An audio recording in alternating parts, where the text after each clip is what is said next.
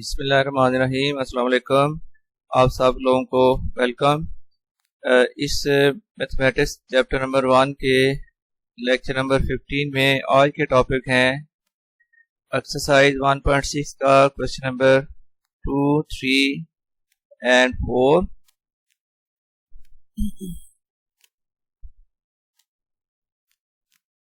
तो question number 2 के लिए स्टेटमेंट है solve the following word problems by using matrix inversion method. Second part में करना है क्रैमर्स रूल, मतलब कि हर क्वेश्चन को आपने ये दोनों मेथड्स यूज करते हुए सॉल्व करना होगा। क्वेश्चन नंबर 2 है the length of a rectangle is 4 times it's width. The perimeter of the rectangle is 150 centimetre. Find the dimensions of the rectangle. Dimensions का मतलब है रेक्टेंगल की लेंथ और विड्थ फाइंड करनी है, ये रेक्टेंगल की डायमेंशंस होती हैं। देखिए अब रिलेशन इस तरह है कि लेंथ जो है वो विड्थ का 4 टाइम है। हम सपोज कर लेते हैं, suppose width of rectangle equals to x, तो length of rectangle equals to y।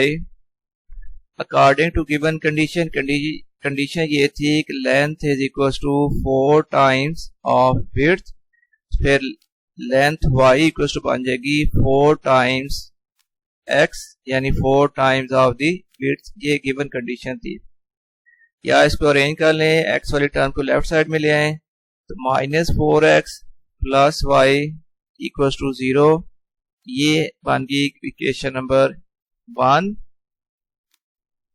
तो इसी तरह दूसरी कंडीशन ये गिवन थी कि इस रेक्टेंगल का पेरीमीटर जो है वो 150 सेंटीमीटर है, तो ये भी गिवन कंडीशन में लिखा जाएगा पेरीमीटर इक्वल्स टू 150 सेंटीमीटर। और पेरीमीटर का फार्मूला होता है 2 इंटू लेंथ प्लस विड्थ या 2 इंटू विड्थ प्लस लेंथ। ये 2 मल्टीपल है, अगर राइट साइड में ले जाएं तो 150/2, तो ये फिर x plus Y equal to 150/2, तो x प्लस वाई इक्वल आ गया 75। ये बन गई सेकंड क्वेश्चन। और आपको मालूम है कि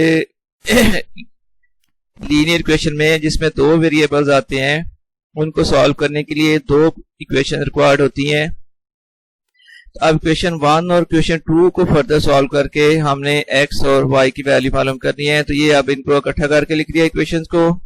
अब बाकी जब इक्वेशन बन चुकी हैं तो बाकी सॉल्व करने का प्रोसीजर सेम वही होगा जो आप मैट्रिसेस में यूज करते हैं। तो सबसे पहले हम यूज कर रहे हैं, जो रूल यूज कर रहे हैं वो है मैट्रिक्स इन्वर्जन मेथड। हाँ जी, तो इस मेथड के लिए सबसे पहले हम इक्वेशन को मैट्रिक्स फॉर्म में लिखेंगे। सो राइटिंग इक्वेशंस इन मैट्रिक्स फॉर्म। जब इक्वेशन को मैट्रिक्स फॉर्म में लिखना है तो आप जानते हो कि सबसे पहला मैट्रिक्स लिखा जाएगा जो इक्वेशन में वेरिएबल आए हैं उन वेरिएबल के कोफिशिएंट्स का मैट्रिक्स ये आएगा -4, और फिर y का कोफिशिएंट 1।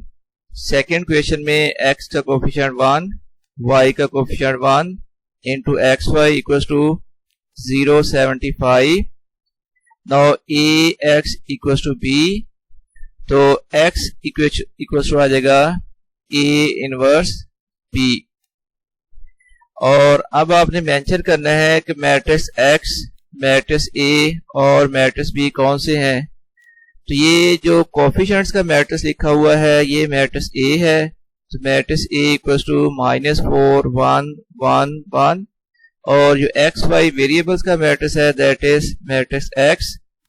और जो इक्वल्स टू में कांस्टेंट थे उनका जो मैट्रिक्स बना था वो मैट्रिक्स b होगा, तो b equals to 0.75। Next step में फिर हमने ये करना है कि देखिए इक्वेशन 1 में a इनवर्स b आ रहा है, हमारे पास मैट्रिक्स x तो है, मैट्रिक्स b भी है, लेकिन अभी हमारे पास मैट्रिक्स a इनवर्स मालूम नहीं है, इसलिए सबसे पहले हम मैट्रिक्स a इनवर्स फाइंड करेंगे। और a इनवर्स फाइंड करने के लिए हमें रिक्वायर्ड होगा a डिटर्मिनेंट और एडजॉइंट ए। तो आप पहले ए डिटर्मिनेंट फाइंड कर लेते हैं। ये मैट्रिक्स ए को डिटर्मिनेंट की फॉर्म में लिख दिया। ए डिटर्मिनेंट इक्वल आ गया -4 1 1 1। अब इस डिटर्मिनेंट को हम एक्सपेंड करेंगे। उसके लिए पहले आपने डायगोनल एलिमेंट्स को मल्टीप्लाई करना है। -4 मल्टीप्लाइड बाई आ जाएगा 1, फिर एक माइनस साइन लगाकर 1 multiplied by 1, so -4 -1, so A determinant equals to -5। और अब आपने फाइंड करना है एडजॉइंट ए। तो जब एडजॉइंट ए फाइंड करना है तो मैट्रिक्स ए में, ये मैट्रिक्स ए था, मैट्रिक्स ए का एडजॉइंट लेने के लिए आपने ये काम करना है कि इसके डायगोनल एलिमेंट्स को इंटरचेंज कर देना है। ये -4 और 1 ये हैं डायगोनल एलिमेंट्स। इन डायगोनल एलिमेंट्स को इंटरचेंज करना है और जो नॉन डायगोनल एलिमेंट्स हैं उनके साइन चेंज कर लेने हैं। तो ये फिर आ जाएगा 1 -1 -1 -4, ये आ गया एडजॉइंट ए। इसके बाद ए इनवर्स का फार्मूला होता है, ए इनवर्स इक्वल होता है adjoint A over A determinant. A determinant की वैल्यू आई थी ये -5, तो हम इसको लिख सकते हैं 1 -1 -1 -4, ओवर में आना था -5 ए डिटर्मिनेंट।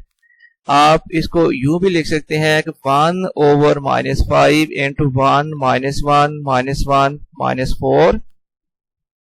अब जब ए इनवर्स की वैल्यू आ चुकी है तो अब हम इक्वेशन 1 को यूज करेंगे x और y की वैल्यू फाइंड करने के लिए। अब इक्वेशन 1 क्या थी? इक्वेशन 1 थी x equals to a inverse b। x equals to a inverse b। अब इसमें matrix x, matrix a inverse और मैट्रिक्स b पुट कर दें। तो a इनवर्स की वैल्यू थी 1 over -5 into 1 -1 -1 -4 into matrix b था 0.75।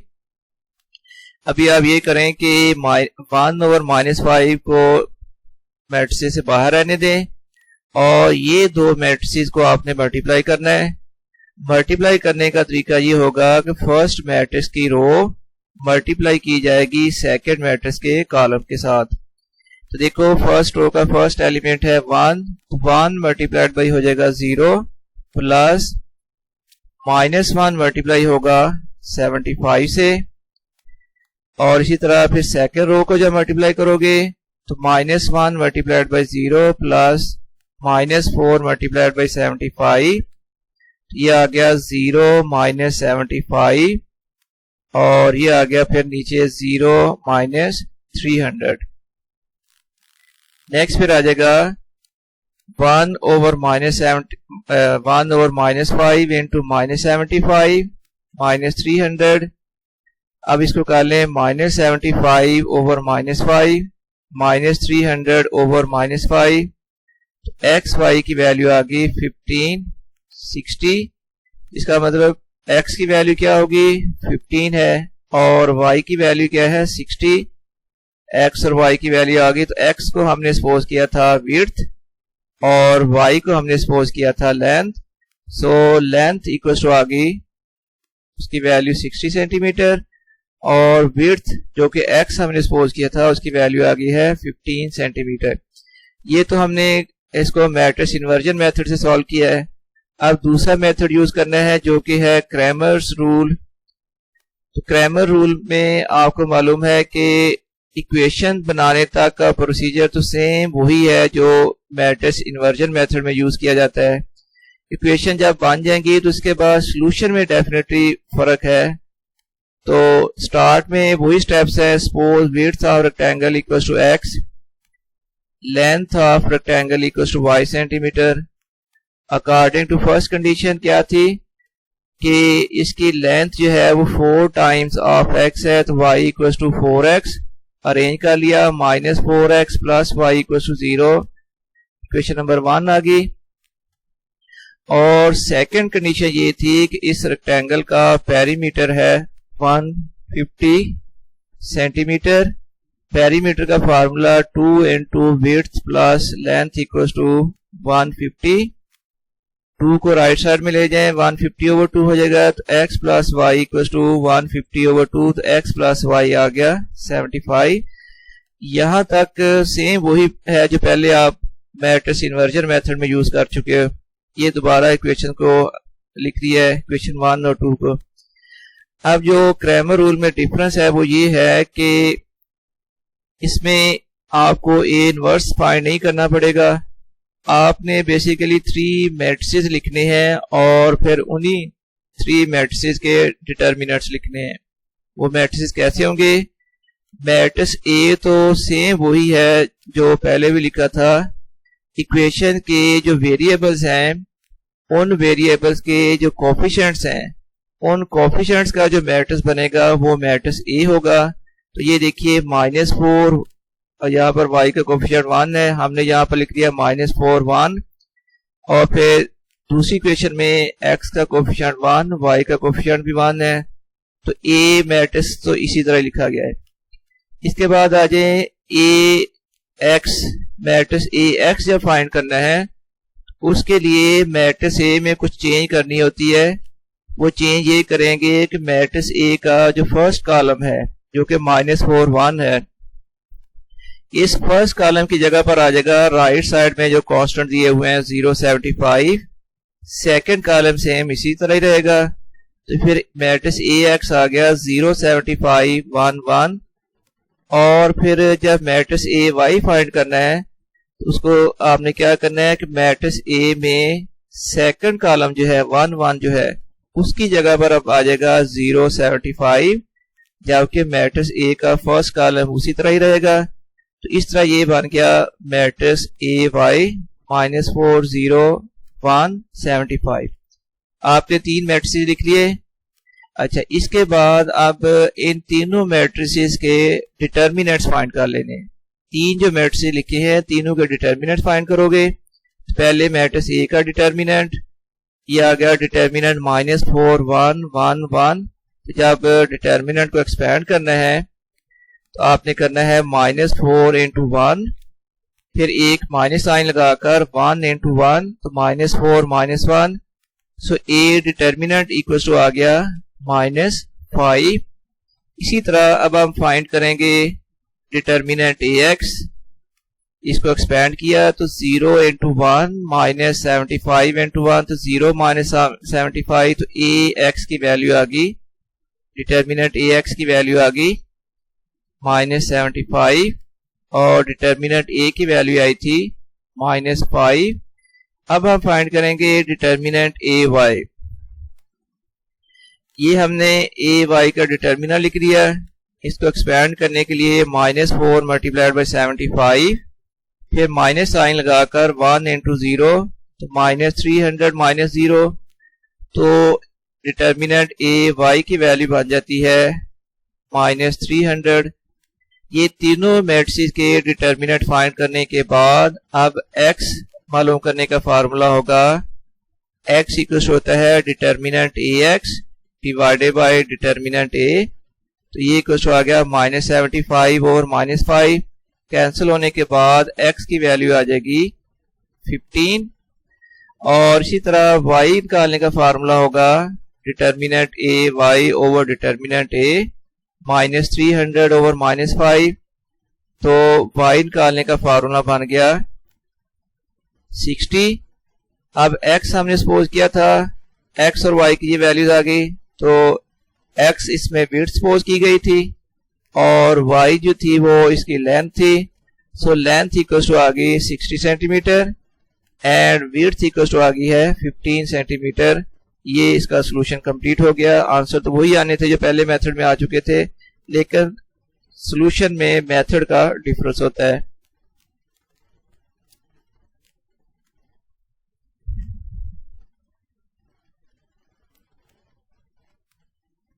अब नेक्स्ट है क्वेश्चन नंबर 3। तो ये भी स्टेटमेंट वाला क्वेश्चन है। क्वेश्चन है two sides of a rectangle differ by 3.5 centimetre, find the dimensions of the rectangle if its perimeter is 67 centimetre. Anyhow हाँ सपोज कर लेते हैं let length equals to x centimetre, width equals to y centimetre. Condition ये थी कि length और width में जो डिफरेंस है वो 3.5 सेंटीमीटर की इक्वल है। इसका मतलब length minus width equals to 3.5 centimetre. So x minus Y equals to 3.5 centimetre. ये फर्स्ट क्वेश्चन आ गई। इसी तरह सेकंड क्वेश्चन कंडीशन ये दी हुई थी कि इस रेक्टेंगल का पेरीमीटर जो है वो 67 है। आप जानते हो कि पेरीमीटर का फार्मूला होता है 2 इंटू लेंथ प्लस ब्रेड्थ। अब 2 को हम राइट साइड की तरफ इसलिए नहीं लेके जा रहे कि अगर 67 को 2 से आप डिवाइड करोगे तो पॉइंट में आंसर आएगा, तो इसलिए इस 2 को मल्टीप्लाई कर रहे हैं x प्लस वाई से। तो 2x plus 2y equals to 67। ये बात ज़हन में रखें कि अगर 2 को राइट साइड में ले जाते हैं 67 और 2 आ जाएगा, वो जो 33.5 आएगा। तो पॉइंट में भी आप सॉल्व कर सकते हैं, लेकिन इन जनरल मैंने बात की है कि पॉइंट से अगर अवॉइड किया जाए तो वो ज़्यादा इजी क्वेश्चन हो जाता है। अब ये दोनों इक्वेशन को हमने यहाँ पर इकट्ठा करके लिख दिया है। अब स्टार्ट करते हैं मैट्रिक्स इन्वर्जन मेथड में जो स्टेप्स होते हैं। तो सबसे पहले writing the equations in matrix form. Matrix form में लिखने के लिए सबसे पहला जो मैट्रिक्स बनेगा वो आएगा कोफिशिएंट्स का मैट्रिक्स। देखें फर्स्ट क्वेश्चन में x का कोफिशिएंट 1, y का कोफिशिएंट -1। सेकेंड क्वेश्चन में x का कोफिशिएंट 2 है, y का coefficient 2 into xy equals to 3.5 67। तो ax equals to 5, ax equals to b, x equals to आ जाएगा a inverse b। First question आ गई। इसके बाद एज यूजुअल अब हमने a डिटर्मिनेंट फाइंड करना है और उसके बाद फिर a डिटर्मिनेंट की वैल्यू इक्वेशन 1 में पुट की जाएगी। a डिटर्मिनेंट फाइंड करने से पहले ये हमें मेंशन करना पड़ेगा इस इक्वेशन में जो a, x और b लिखे हैं ये कौन से मैट्रिक्स हैं। तो वेयर a इक्वल्स टू ये कोफिशिएंट्स का जो मैट्रिक्स है ये मैट्रिक्स a होगा, x equals to matrix xy and b equals to 3.5 67। अब नेक्स्ट फिर हमने a इनवर्स फाइंड करना है। तो सबसे पहले a डिटर्मिनेंट फाइंड किया जाएगा।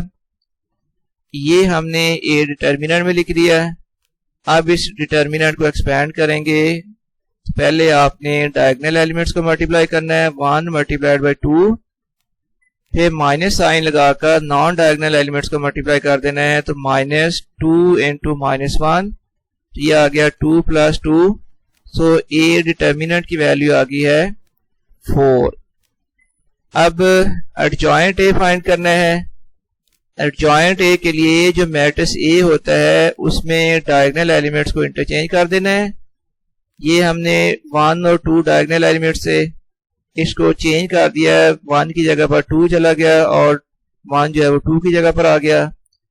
और बाकी जो नॉन डायगोनल एलिमेंट्स हैं -1 2 इनके साइन चेंज कर देने हैं। तो 1 -2 और ये आ गया एडजॉइंट a।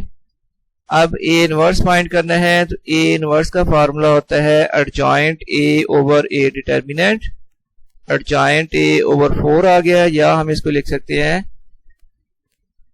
a इनवर्स को लिख दिया है 1 over 4 into 2 1 -2 1। a inverse find हो चुका। अब हमने फर्स्ट क्वेश्चन को यूज करना है सोल्यूशन निकालने के लिए। From first question, question 1, equation 1 थी x equals to a inverse b।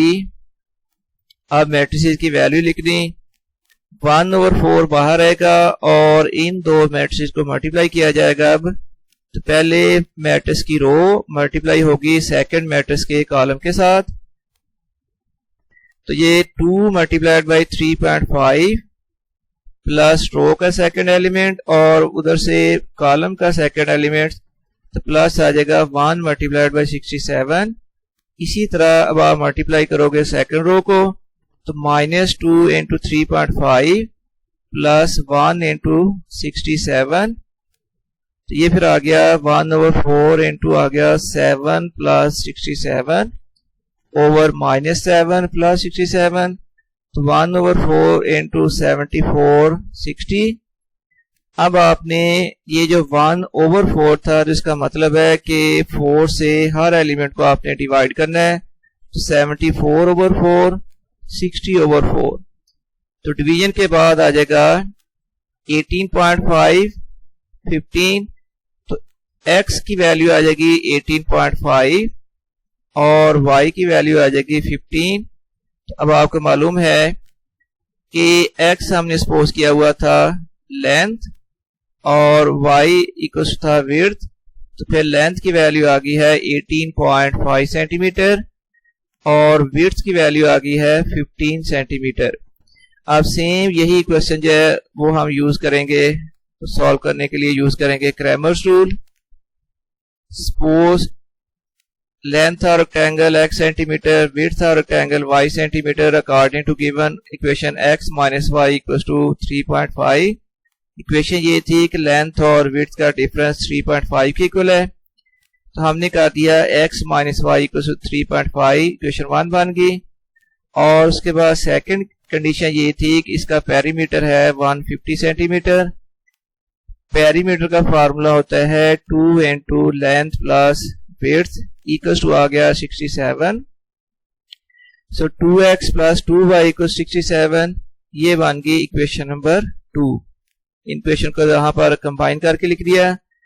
अब इसके बाद आपको पता है कि क्रैमर रूल में इक्वेशन लिखने के बाद हमने क्या करना है, 3 मैट्रिक्स लिखने हैं। फर्स्ट मैट्रिक्स ए जो है वो होगा मैट्रिक्स ऑफ कोएफिशिएंट्स, 1 -1 2 2, ये आ गया मैट्रिक्स ए। और मैट्रिक्स ए एक्स लिखने के लिए जो मैट्रिक्स ए है उसमें फर्स्ट कॉलम की जगह पर आ जाएगा जो इक्वेशन में राइट साइड में गिवन है 3.5 67। सेकंड कॉलम सेम यही रहेगा जो मैट्रिक्स ए में है -1 2। और इसी तरह मैट्रिक्स ए वाई लिखते हुए मैट्रिक्स ए में सेकंड कॉलम की जगह पर आ जाएगा 3.5 67, जबकि फर्स्ट मैट्रिक्स जो है वो वही रहेगा जो मैट्रिक्स ए में मौजूद है। ये 3 मैट्रिक्स लिखने के बाद अब आपने इन तीनों मैट्रिक्स के डिटर्मिनेंट्स फाइंड करने हैं।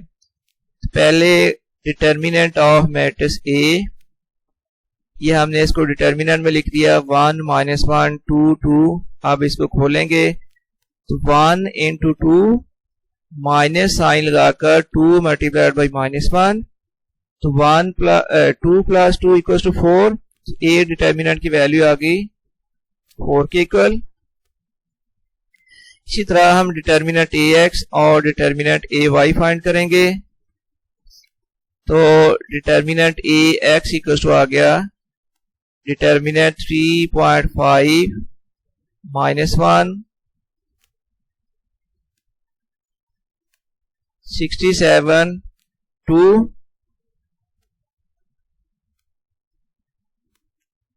अब इसको खोलेंगे तो 7 प्लस ये माइनस माइनस प्लस हो जाएगा 67।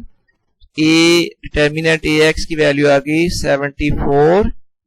और अब फाइंड करना है डिटर्मिनेंट ए वाई, ये डिटर्मिनेंट की फॉर्म में लिख दिया। इसको खोलने के लिए पहले मल्टीप्लाई किया जाएगा डायगोनल एलिमेंट्स को, तो 1 into 67 माइनस 2 into 3.5, तो 67 minus 7। So determinant A Y की वैल्यू बन गई 60। अब इसके बाद x फाइंड करना है। x फाइंड करने का फार्मूला होता है determinant A X over determinant A, ये आ जाएगा इक्वल टू 74/4। x की वैल्यू आ गई 18.5। इस तरह y इक्वल होता है determinant A Y over determinant A, equal to आ गया 60/4, तो y की वैल्यू आ गई 15। अब हमने x पोज किया था लेंथ, तो लेंथ इक्वल टू आ गई 18.5 centimetre and width equal to 15 centimetre. ये कंप्लीट हो गया। अब क्वेश्चन नंबर 4 है, the third angle of an isosceles triangle is 16 degree less than the sum of two equal angles. Find the 3 angles. तो देखिए triangle में टोटल 3 एंगल्स होते हैं और आइसोसेलेस ट्रायंगल वो ट्रायंगल होगी जिसमें 2 एंगल्स इक्वल होते हैं। तो हम सपोज कर लेते हैं let each equal angle equals to x degree और फिर थर्ड एंगल जो है वो y डिग्री आ जाएगा, क्योंकि टोटल 3 एंगल्स हैं तो 2 एंगल में से हर एक की वैल्यू x डिग्री है आइसोसेलेस ट्रायंगल होने की वजह से, और थर्ड एंगल आ गया y degree. According to given condition ये थी कि जो थर्ड एंगल है, देखिए दोबारा यहां से देख लें, third angle of an isosceles triangle is, third angle y हमने सपोज किया है, वो एंगल जो है वो 16 डिग्री लेस है। किससे 16 डिग्री लेस है? सम ऑफ द 2 इक्वल एंगल्स। तो सम ऑफ 2 इक्वल एंगल्स आ जाएगा x प्लस एक्स। तो इस सम से 16 माइनस कर दें तो 16 डिग्री लेस हो जाएगा।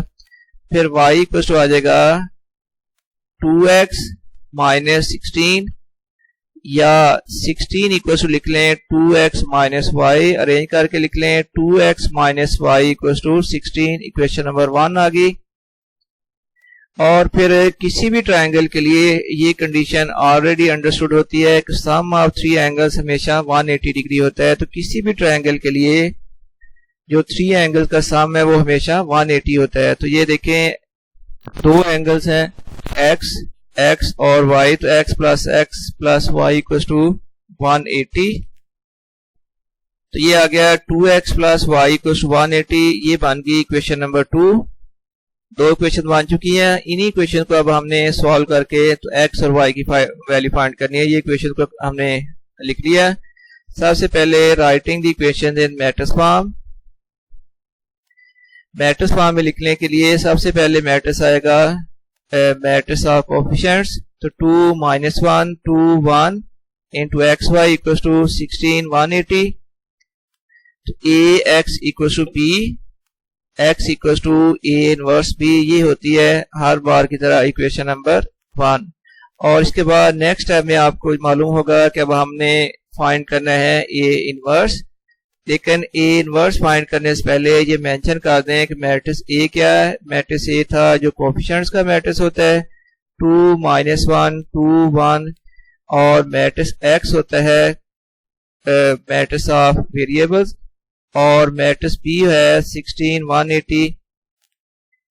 अब ए इनवर्स फाइंड करने के लिए सबसे पहले तो हम फाइंड करेंगे ए डिटर्मिनेंट। ये हमने ए डिटर्मिनेंट की फॉर्म में लिख दिया। अब इस डिटर्मिनेंट को खोलेंगे तो 2 इंटू 1 फिर माइनस 2 इंटू माइनस 1, सो 2 प्लस 2, ए डिटर्मिनेंट की वैल्यू आ गई 4। और अब आप फाइंड करोगे adjoint A. Adjoint A find करने के लिए आपने जो मैट्रिक्स ए था उसमें डायगोनल एलिमेंट्स को इंटरचेंज कर लेना है। ये 2 और 1 ये डायगोनल एलिमेंट्स हैं, इनको इंटरचेंज कर दिया, और बाकी जो नॉन डायगोनल एलिमेंट्स हैं माइनस 1 और 2 इनके सिर्फ साइन चेंज करने हैं। ये एडजॉइंट ए आ गया। अब इसके बाद ए इनवर्स का फार्मूला होता है adjoint A over A determinant. तो 1 1 माइनस 2 2 ओवर 4, या हम इसको लिख लेंगे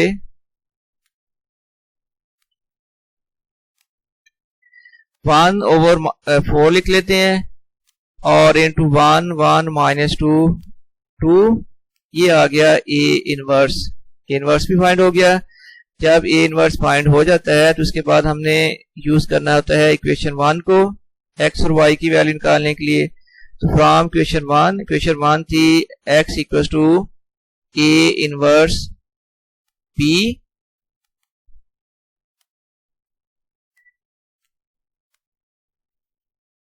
x equal to A inverse B. अब x ए इनवर्स और मैट्रिक्स बी की वैल्यू पुट कर ली है। इसके बाद 1 ओवर 4 को बाहर रखा है और इन दो मैट्रिक्स को मल्टीप्लाई करेंगे।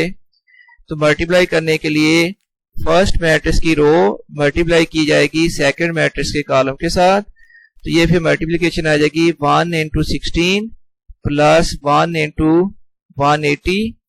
फिर सेकंड रो को मल्टीप्लाई करना है तो माइनस 2 इंटू 16 प्लस आ गया 2 इंटू 180।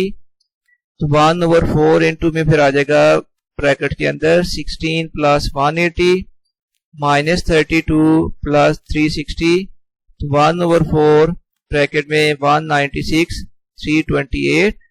अब जो बाहर 1/4 था तो इसका मतलब ये है कि मैट्रिक्स के हर एलिमेंट को आपने 4 से डिवाइड करना है। ये हमने डिवीजन में लिख दिया।